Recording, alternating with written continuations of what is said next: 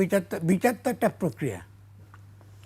গণ অভ্যুত্থানের পরে যদি বিচারের কথা বলেন, গণ অভ্যুত্থানের পরে উচিত ছিল সেনাবাহিনীকে বলা খুব পরিষ্কার যে এই অফিসাররা গুমের সঙ্গে জড়িত, খুনের সঙ্গে জড়িত, সামরিক আইনে তাদের বিচার করো। উনি কোনো নির্দেশ দিয়েছেন? নির্দেশ দেন নাই। যদি তিনি নির্দেশ দিতেন তো সেনাবাহিনী কি গণ অভ্যুত্থানের পরে বিচার না করে পারত? আপনি তাদেরকে বিচার করেন না। যদি তারা বিচার না করতো, স্বভাবতই সেনাবাহিনীর মধ্যে একটা ইতিবাচক রদবদল হতো। কারণ সৈনিকরা তো চাইতো না, তারা তো এই কলঙ্ক বহন করতে চাইতো না। তারা এখন আপনি তাদেরকে দেখাবার জন্য, জাস্ট টু শো ইন্টারন্যাশনালি যে আপনি তাদের বিচার করবেন, আপনি তাদেরকে কি নিয়ে আসতেছেন, আপনি তথাকথিত আন্তর্জাতিক অপরাধ আদালতে আনতেছেন আপনি, উইচ ইজ ফাইন, ভালো, আমি সাপোর্ট করছি ওটা। আপনি কি এই বিচার কি আপনি পারবেন সিভিল কোর্টে শেষ করতে 10 বছরে? এটা কি পসিবল?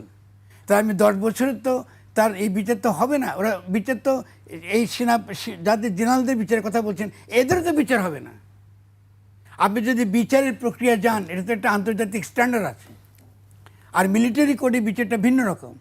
আপনি যেটা হুকুম দেয়নি আপনাকে, আপনি নিরস্ত্র জনগণের উপরে গুলি করেছেন, আপনাকে কেউ হুকুম দেয় নাই, আপনি কি করেছেন? আপনি গুম করে রেখেছেন। তাহলে যে হুকুম দিয়েছে তার তো বিচার হতে হবে। তাকে তো সাক্ষী ওখানে তো আপনি পাইতেন যে তুমি যে গুম করে রেখেলা, তুমি এখান থেকে আদেশটা কে দিল তোমাকে? আপনি কি সেনাবাহিনীকে সে সুযোগ দিয়েছেন? এখন আপনি কি করছেন খেয়াল করেন, আপনি সেনাবাহিনীকে জনগণের বিরুদ্ধে দাঁড় করাচ্ছেন। তো এগুলো তো ডেঞ্জারাস ব্যাপার। তো এটা তো ইনস্টিটিউশন, এটা তো ন্যাশনাল ইনস্টিটিউশন। তো ন্যাশনাল ইনস্টিটিউশনকে রক্ষা করার তো অনেকগুলো কৌশলগত দিক আছে, অনেকগুলো প্রক্রিয়া আছে যে প্রক্রিয়ার মধ্যে এটা করবেন। আপনি তার মিলিটারি কোর্টকে আপনি ডিনাই করেছেন, তার ইনস্টিটিউশনকে আপনি ডিনাই করেছেন। তো এটা তো কাফারা দিতে হবে না আপনাকে। তার তো ইনস্টিটিউশন আছে, তার তো কোর্ট আছে, কোর্ট মার্শাল আছে তাকে। তো ওকে তো কোর্ট মার্শাল, তো ওকে তো যারা অপরাধ করেছে তাদের ওই একদিন তো মৃত্যুদণ্ড হয়েছে 2-3 জনের।